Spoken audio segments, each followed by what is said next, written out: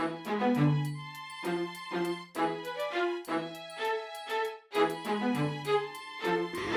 welcome everyone.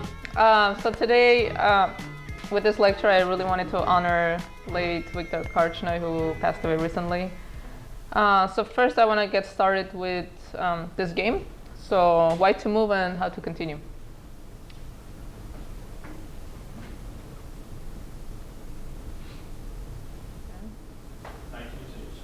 Okay, so yeah, knight f7, it's not the kind of trade you want to do.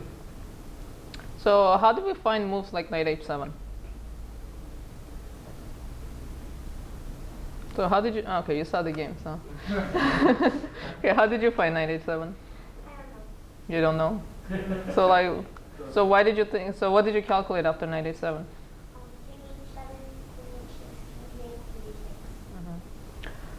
So one way you look for this kind of moves is because so many of white's pieces are aiming at the king, right? So knight is here, the bishop is here. So just one, like just at this point, white played queen d2, defending this knight on g5.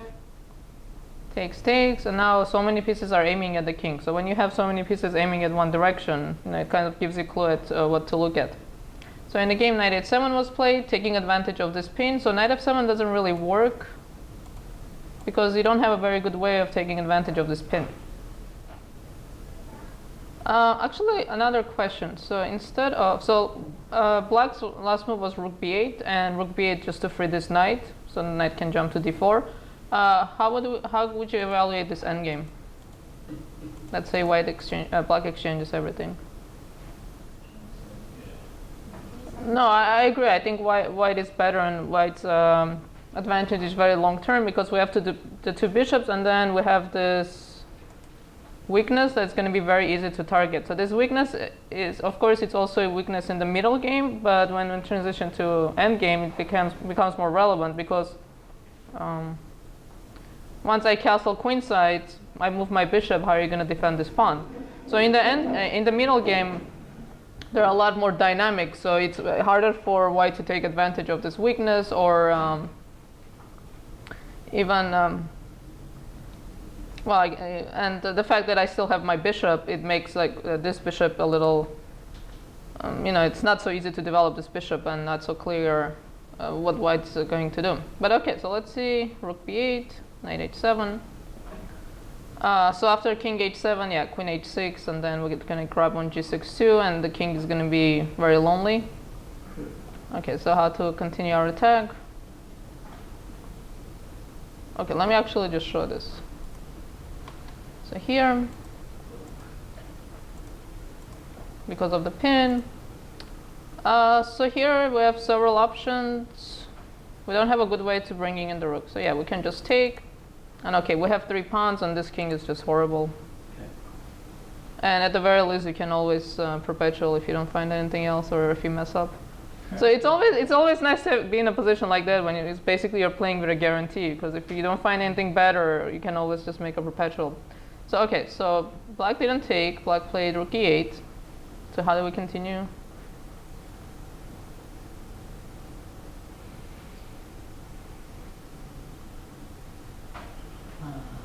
We need to bring more pieces, right? Queen h6. Right. So knight e5. So okay, so let's say f4. So what happens? So now I might try to do something like check. And you cannot take because I have a discovery. So now I don't know whose king is worse. So now our knight on h7 did its job, so there's no point to have a knight at h7, so we need to fix our piece. Knight g5. So black cannot take, because take, and you cannot go f6. If you move your queen, you're not meant to do that. Yeah, bishop f6. So instead, black played here. Takes, bishop d5, one more accurate move.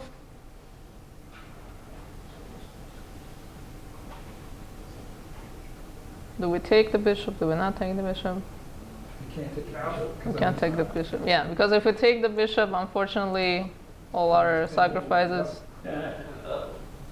So yeah, castle, bishop c4, and f4, black resigned. So of course, at this level, having queen versus two pieces, there's really no point in continuing the game. Okay, so let's move on. Oh, oops. So learning about middle games can be very complicated because we have so many books on endgames and openings. It's much easier to learn those parts of the game, and middle game is much more complicated. There are just so many aspects to it. So one good way to learn how to play the middle game is learn your openings and not memorize your openings, but understand the ideas. Like after you make your moves and you're done with your opening, like everyone, even strong grandmasters, they like to sit down and take a good think and think about what's coming next. But it's very important to understand why you put your pieces where you put them. It's very easy to memorize your openings and then blitz out your moves, and then you don't know, why is my knight here, why is my bishop here, like what's my plan? And so that's one good way to do it. And it's and I know those transitions are very hard from opening to middle game to end game. So it's a lot of, like, everyone struggles with them. It's not an easy thing to do. So so let me I'll talk about this game, and I'll talk about those things while I go over some of these games. So I need to flip this. Okay, so this game was playing against Fabiano, and I'm sure everyone knows who Fabiano is by now. When Fabiano was only 2,700 5 years ago. Korchnoi is already in his 80s, isn't he, at this point? He was 85, so Yeah, he's 85, so he's already in his 80s playing. Wow. yeah. So it was a very impressive game by Korchnoi. So 845.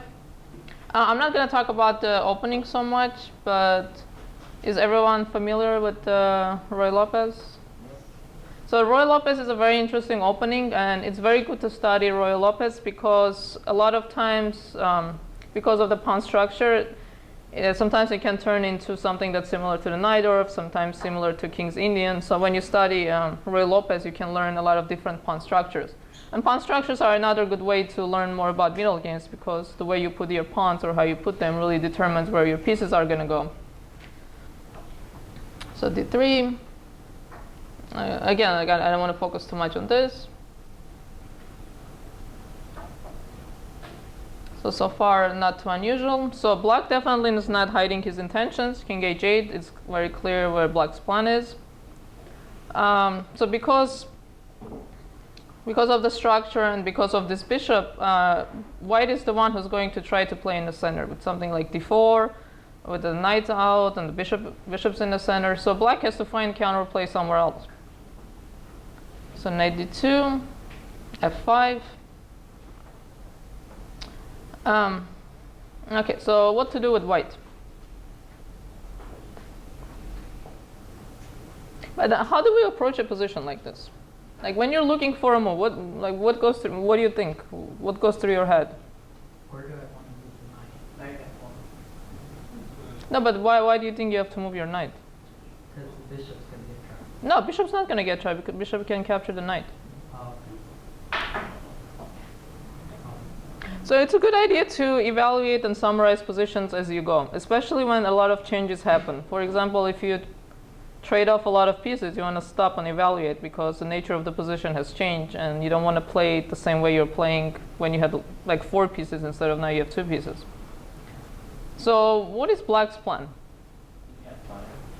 So it's very clear, right? Black is gonna push his pawns on the king side. So as white, you have to think about where do you want your pieces to be when that happens and how you're gonna stop this attack, because you don't want these pawns to just start rolling and you're not doing anything. So, so where is going to be white's play?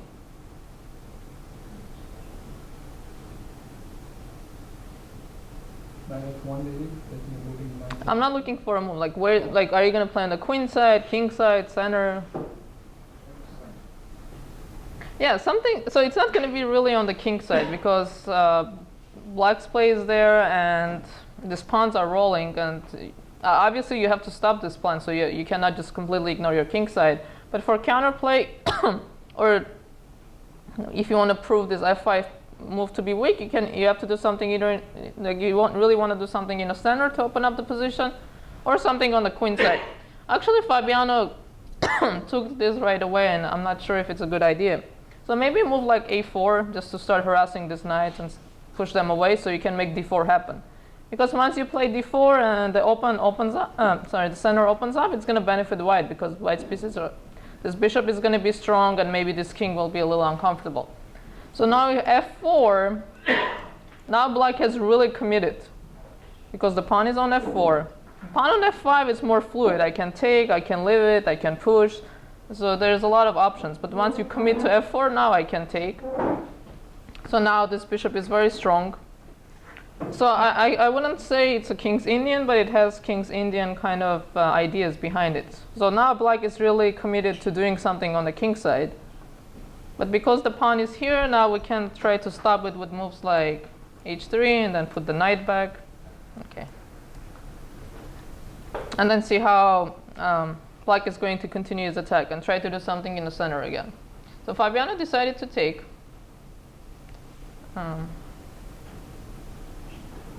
Bishop d5. So of course the bishop on d5 is quite strong. So black to move.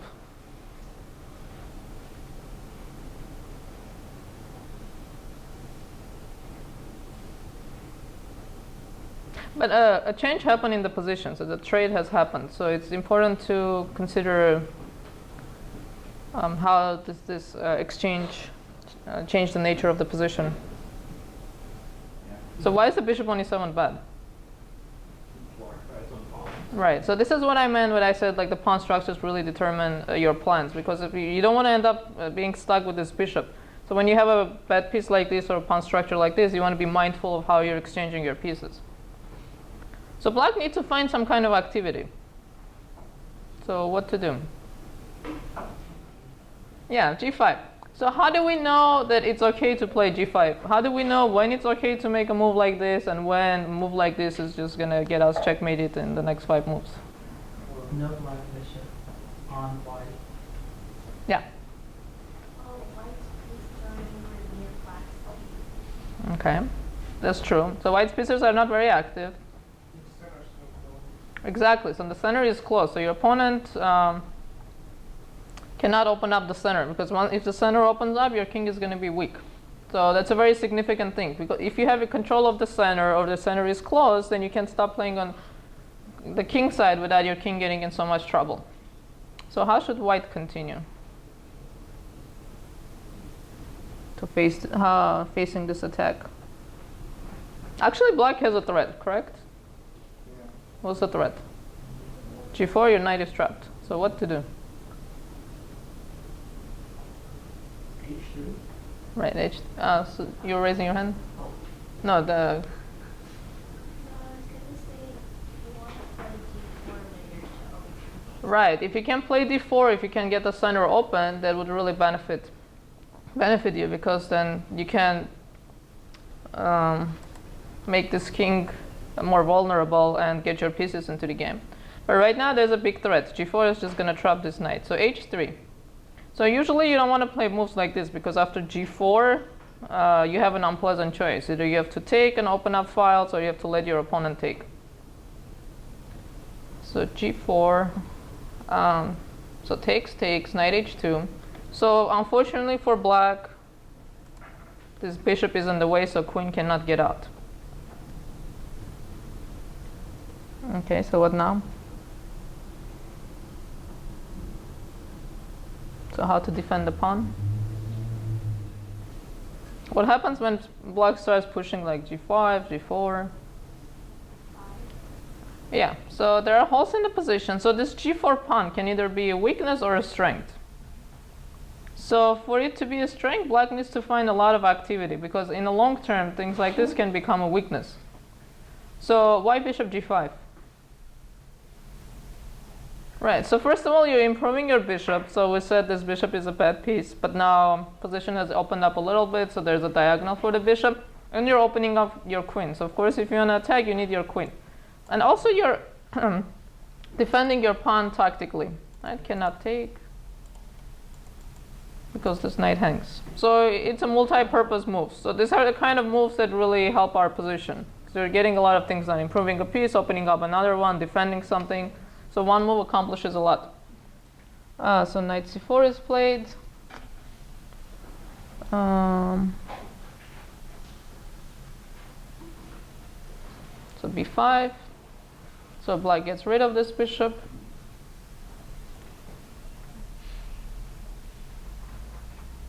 So again, a lot of things have changed in the position. So what has happened? When I'm talking about changes in the position, like I'm not talking about something like overly sophisticated. Like things have changed. Like what happened in your position? Like you always have to think about this kind of things when you're playing. Like I exchange pieces. Like why is this important? Did I? A lot of pressure now on f2. Okay. No black bishop. Okay, so we got rid of our bad bishop. Okay, so what else is going on?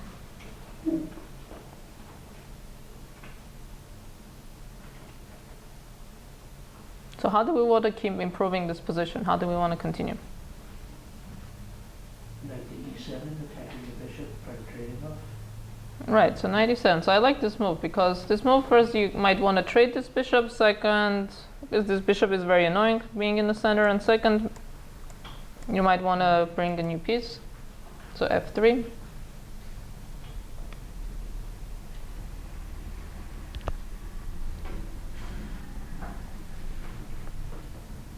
So why do we want to trade off that bishop? It's too strong. Oh, okay. That's fair. So we trade off the bishop. So another trade has happened. So what was that bishop doing on d5 that was bothering us? Okay, with a rook to g8. Right. So now, again, so things have changed. So your opponent played f3. So what does that mean for the position? The dark squares and the king weaken a little bit. Okay. But we don't have a dark square bishop, so at the moment not too significant, but it's true. Yeah. The G pawn's in danger. No, never mind. No, the queen can take the Yeah. forward, so. He has a knight and we have a bishop. Okay, so we have a bishop versus a knight. So now that the pawn is on f3 versus on f2, does it make sense to have a queen and a rook on the f file?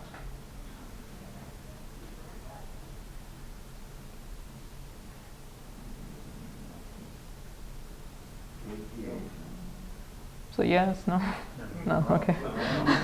So not really, right? So again, you have to ask yourself this kind of questions to find ideas, because if you don't, then you're just looking at the position and you don't know where to look at. But when your opponent plays something like f3, it really, like one move really changes the position. So now that the pawn is on f3, there is no purpose of having these two pieces here because you're not really attacking anything. So now your opponent is the one who's trying to create counterplays. So first of all, your bishop is not even developed, so your rooks are not connected. So if you let me take and then I play something like rook f3, my queen comes in, again, it's not clear who's attacking who. So how do we keep this pressure going? Rook g8. Rook where? G8. Right, so rook g8. So you definitely don't want to trade and invite this rook in. So rook g8. So rook g8, you have a threat, which is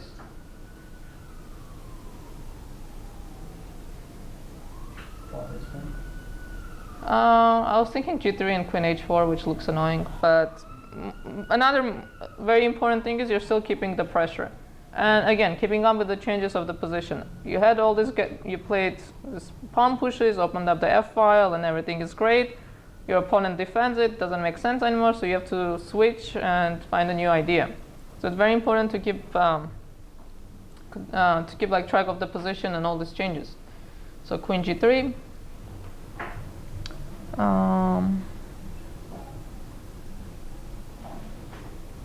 So takes, bishop f5. So we develop the bishop to a nice square. Rook f1, rook g5. So again, a multi-purpose move. Defending the bishop, threatening to double my rooks. So here, queen h6, rook g8. So when you have all your pieces on good squares and they all look almost perfect, you want to start looking for, like you have this great advantage, you want to find a way to really capitalize on this advantage. So now it's time to start looking for attacks, tactics, and things like that. So that's a good time to look for tactics when all your pieces are just great and you have complete control of the position. So our rooks are great, doubled, queen, bishop. Like every piece is almost everything is on its perfect square. Do we want to exchange queens? No. So we don't want to exchange queens because we're attacking. And so if you can exchange queens and win material, that might be worth it. So this is another thing to keep in mind. When you're attacking, don't get so focused on your attack, you forget everything else. If you can trade down queens and go into a winning endgame, sometimes it happens. Not every attack ends in a checkmate. But what's weak in white's position? G3.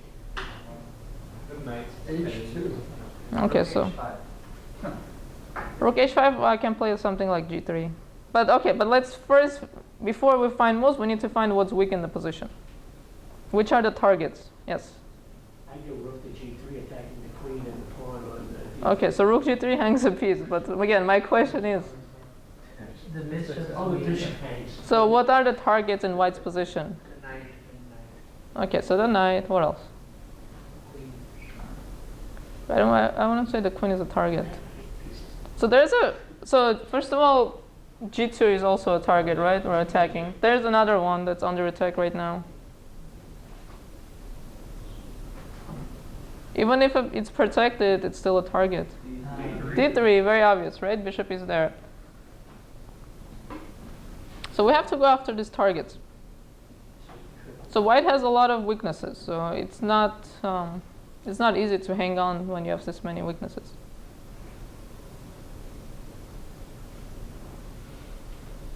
So how can we attack one of them?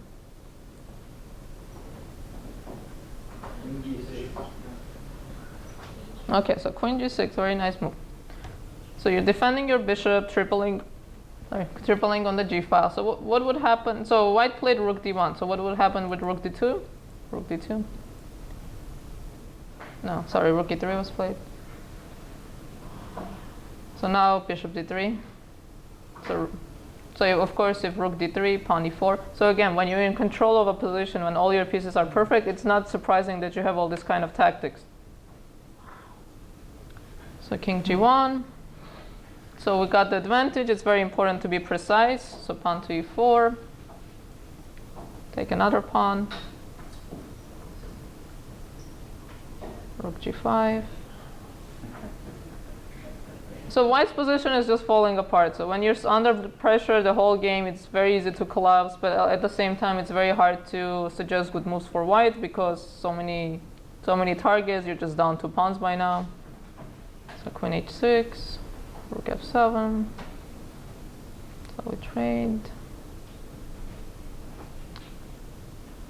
So queen f6.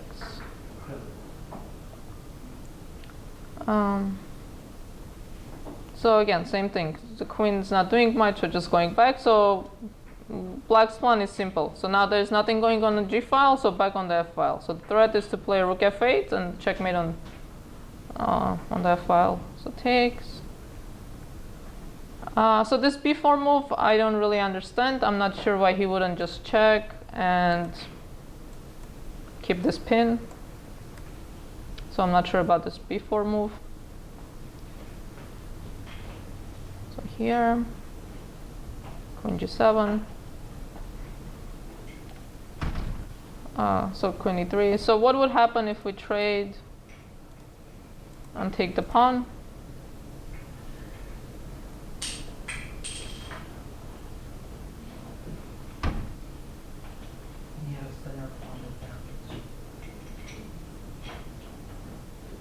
So white won a pawn back, but now we're in an endgame. So again, a big change in the position.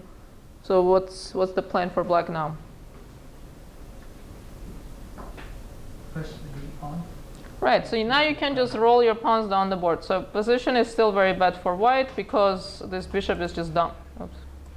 This bishop is dominating the knight. This rook is very random on h3, so you can just push, and these pawns are going to be unstoppable.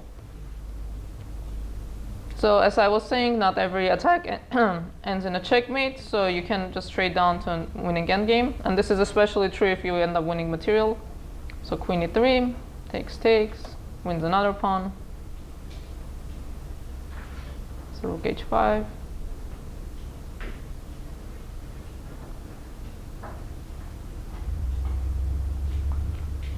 Okay, so let's find a continuation here. So even with few pieces on the board, the king is still quite weak, so we can still attack. D5? D4, you mean? D4, yes. So there are a lot of ways to win here, I'm sure. So D4, let me see what I can do. I don't have queen h3 because I'm getting mated. Yeah, D4 looks good. Yeah, cannot argue with D4. Yeah. Yeah, so queen a1 now. Bishop f1.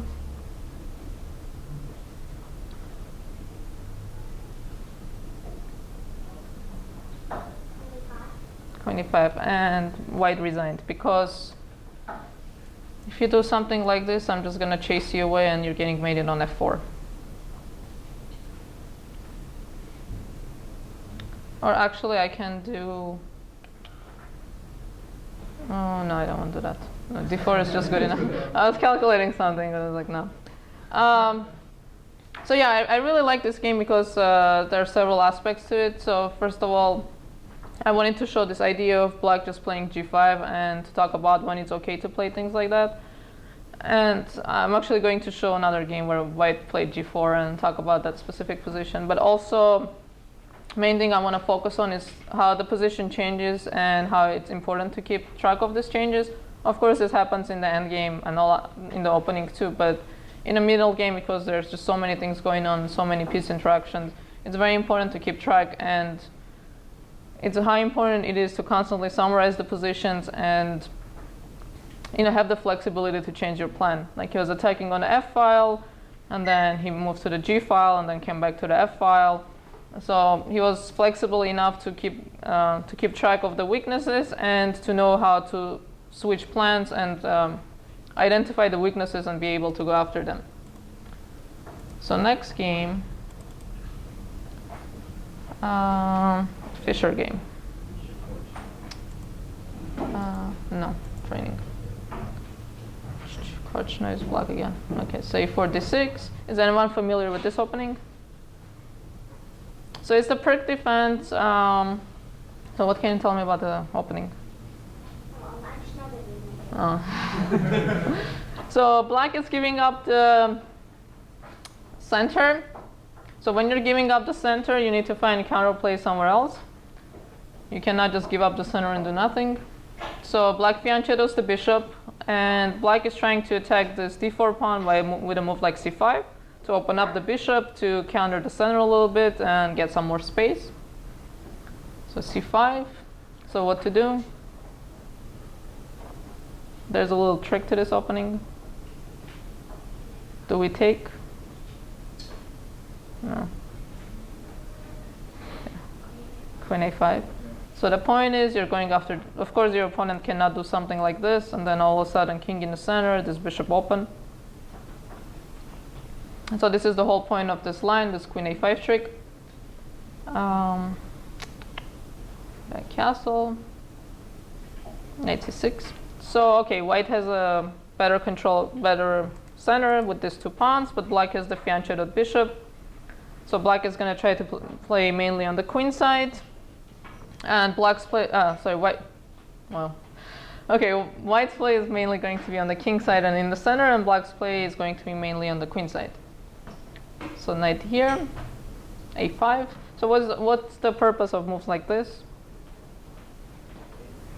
Right. First of all, if the knight is headed on b3, eventually we want to kick it out. And another reason is it's a provoking move. We want to see how is white going to react to this move. And white is not playing very aggressive or very active, so white is not really doing anything in the center. We're not under attack, there are no direct threats, so it's okay to make a move like this. So you do not make a move like a5 if there's something happening in the center, if your opponent has some kind of a direct play, so you don't have time to play a move like a5. But here your opponent is retreating, taking a piece away from the center, so you have time to play a5. So really provoking move. You want to see what is white going to do. Really asking your opponent. So a4. So now that the pawn is a4, so what's weak? b4. So knight b4. So g4. So move like this is not very uncommon for this opening, but how is just g4 different from the g5 in the other position? So center is open.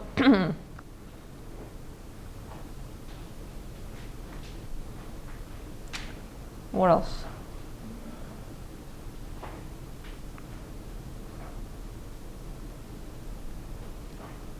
So you want to be able to say as many things about the position as you can. Even if you think something is very obvious, sometimes just because, like you think it's so obvious, but then it's so relevant. Like you think it's so obvious, it's irrelevant almost. That it's just there. But it's very important to list as many things about the position as possible. Mm-hmm.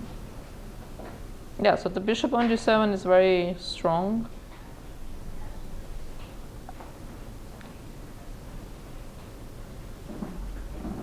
So I'll mention something very obvious too. So pawn on c2 is under attack.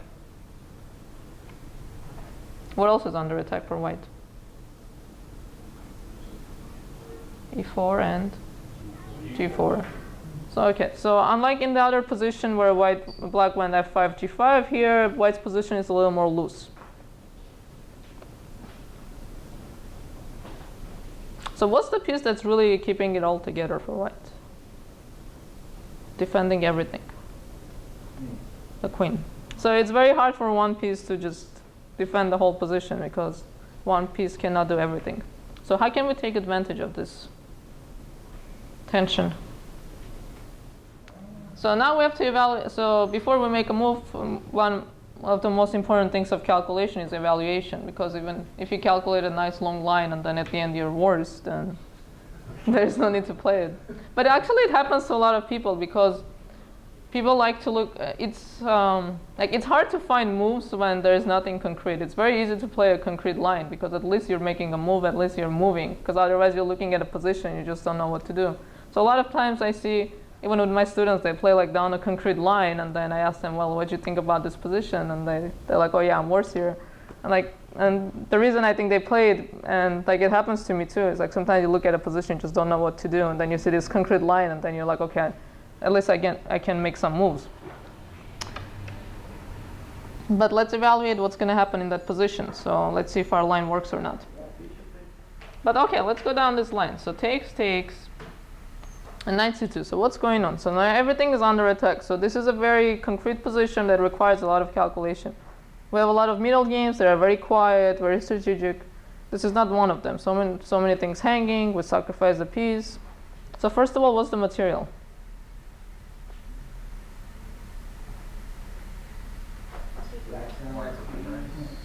As soon as white moves the rook, you take the knight. Queen takes knight on b3. Okay, so we have two pawns for a piece. So another important thing is we took this g4 pawn, we exchanged that light square bishop. So white's king is actually, maybe in the long term, can be weaker.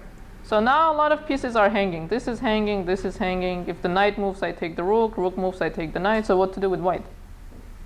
So white decides to salvage the position. So what now? So still we want to be accurate because, okay, white has two pieces. We have two pawns, but again, it's two minor pieces. So if they somehow get in the game, now I would worry about if like this pawn comes to f5, if we allow this knight back into the game, we can start having some problems because we have the two extra pawns, but they're not passed pawns. We're not really doing anything with them so far. So it's important to keep being accurate. So what to do? Okay. Can we play more tempo moves maybe? Something that attacks something? The queen c6. So f5 now. The scary f5. So now what to do?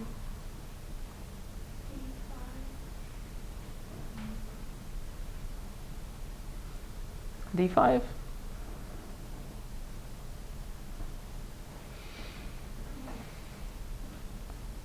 Yeah, D5 is possible. Actually, yeah, I like D5. But black decided to be greedy and take another pawn.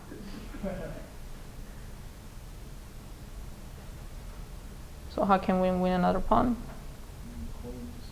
Yeah, queen c4. So black is really not scared of this attack, and it's not very. It's like this attack doesn't look very scary because this knight is on b5, the knight is on a1, so it's not clear which piece is going to checkmate you. But I agree, it does look scary whenever these pawns are being pushed down the board. Bishop too. Well, yeah. So here, so he takes another pawn, knight c7. So do we take or? So we're up material, so we can afford to do. So we can just give it back. We don't have to hang on to it. So again, the king is very safe. Of course, you're going to take with the f pawn. And because you have, whenever you have this fianchettoed bishop, as long as this bishop stays, your king stays quite safe. Because even after something like this, now your queen is on the diagonal, so you're still safe.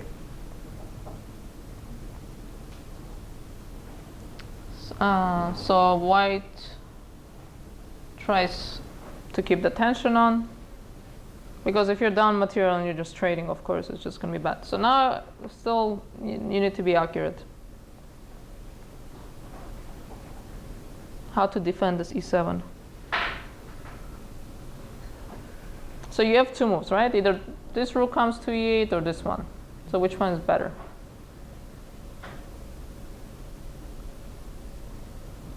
And what difference does it make?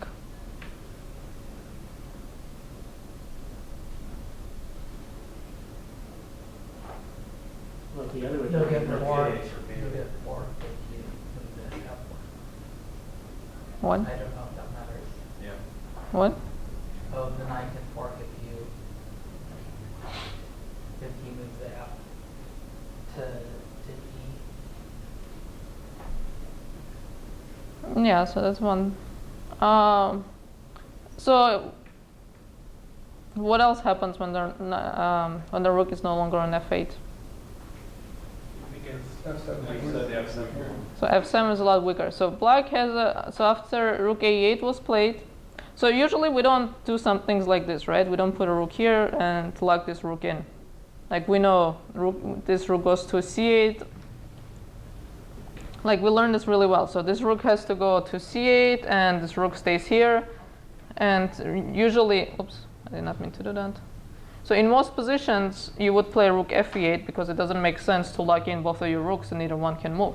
But here it's very important and it's very significant. So it's very important to be accurate in the position. Again, keeping track of what's going on. And even though you're up 2 pawns, actually up 3 pawns, you're still under a little bit of pressure. So as long as you survive this pressure, you're going to have your extra material. So rook f8. So what would white do? Push to f6. So the problem is, if you take, now f7 hangs and bishop h6 is a threat. So your opponent has 2 devastating threats, which actually I don't even see how they both can be stopped. So this actually looks just plus for black. But if you play rook a8 after f6, oops, you can take, and then you can just put a rook here. And if the queen stays on the diagonal, you can still go after this one. But even so, bishop h6 is not even a threat yet because this rook hangs. So looks like a small, like doesn't look like a big thing, but it makes a big difference. So bishop g5. So our queen's under attack.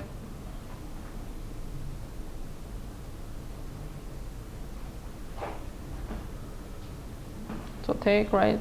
So take. Bishop e5. Finally making it red. So queen c1, queen h6, same threat on h2.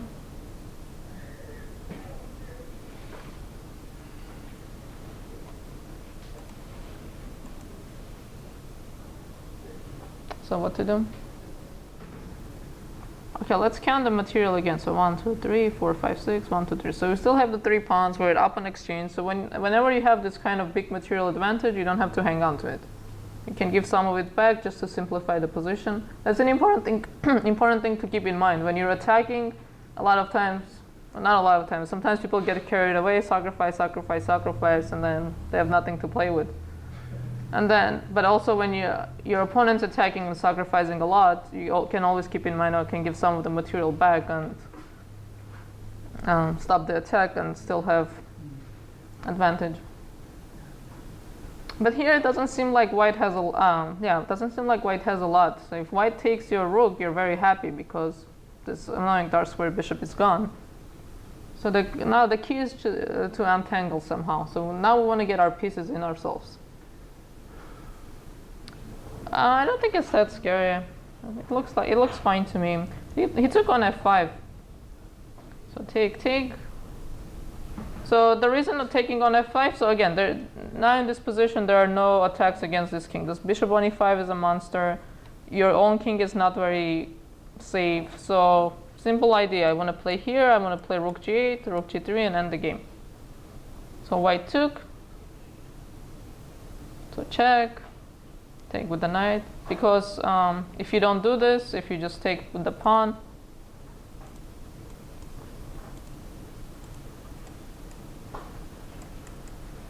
this is going to be game over. So this is common trick to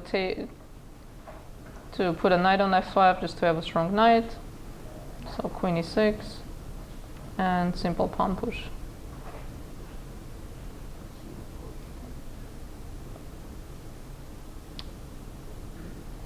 Okay, one final move in the game. Always important to be precise in your games.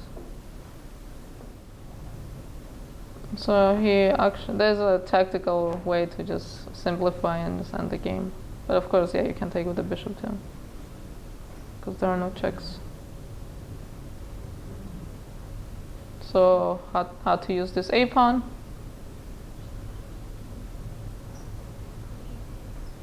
Yeah, queen takes g3. And a lot of times in the games you have a lot of continuation, but the most precise one is going to end the game. So yeah, in this game I thought here he punished his opponent really nicely for playing g4, and after he did that he played very precisely and he played very energetically. So because in this kind of position where you have material imbalance, no, it's very important not to let your opponent pieces in. Very important to keep going after these weaknesses and making sure your own king stays safe. And I think he did really great here. So this is it for this game.